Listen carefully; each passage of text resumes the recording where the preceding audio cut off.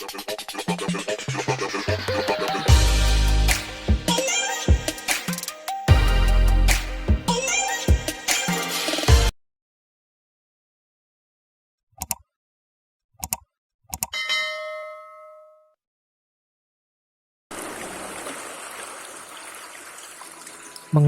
kalimatnya Abu Bakar, Maha Suci Allah, zat yang tidak menjadikan jalan untuk mengenalnya, melainkan ketidakmampuan mengenalnya.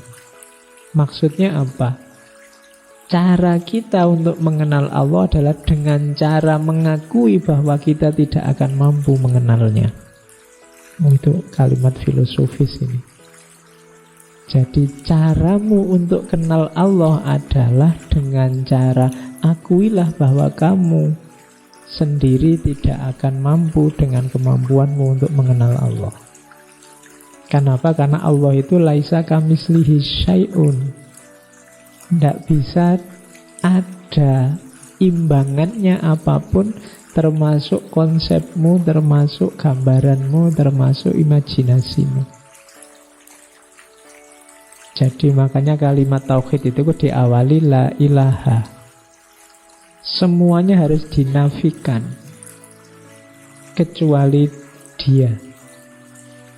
Berarti termasuk pikiranmu, gagasanmu, bayanganmu tentang Allah, nafikan semua. Pokoknya hanya Allah yang ada, yang itu tidak terjangkau olehmu. Kayak semacam ini kalau dalam studi agama disebut teologi negatif. Jadi menegaskan sesuatu justru dengan cara menegasikan. Itu kayak kamu ditanya, cirinya temanku itu yang kayak gimana sih? Oh, kalau teman yang itu, pokoknya bayangkan yang tidak ganteng, berarti dia. Itu kan dari mendefinisikan sesuatu dari negasinya.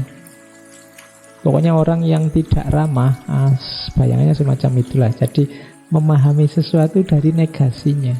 Nah, memahami Allah justru dari negasi total apapun. Semuanya ditidakkan. Nah, itulah baru kita kenal Allah. Jadi Maha Suci zat yang menjadikan jalan bagi makhluknya untuk mengenalnya melalui ketidakmampuan mengenalnya. Jadi mudahnya itu. Kenapa sih dasarnya harus tauhid? Karena kita sendiri yang berjanji dulu. Itu di surat Al-A'raf itu kan, wa idz akhadha rabbuka mim bani adama min zuhurihim dzurriyyatuhum wa asyhaduhum, dan seterusnya.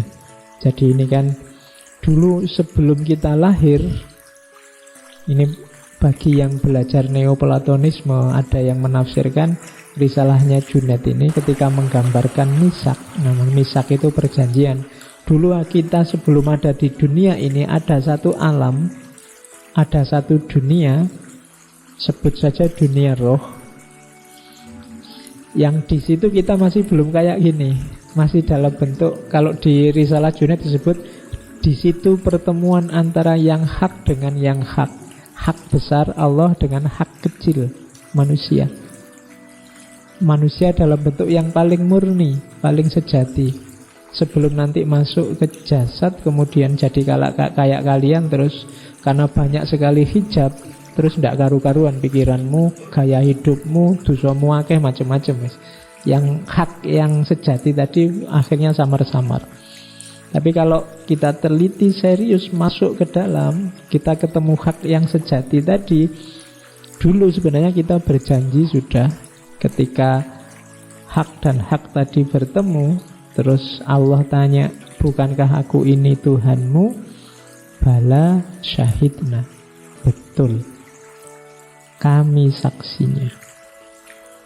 Jadi ini dulu kita sudah ditanya, apakah engkau mengakui bahwa aku ini Tuhanmu? Bala syahidna. Nah, ini yang oleh Imam Junaid disebut misak. Kita dulu sudah janji, sudah menegaskan ini.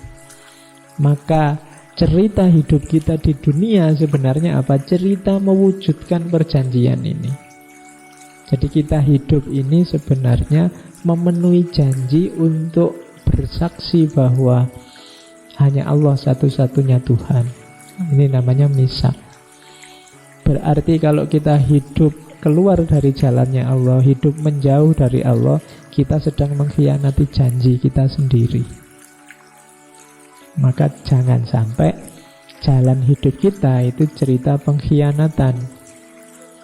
Ceritanya harus cerita persaksian. Sebagaimana dulu kita sudah bersaksi bala syahidna.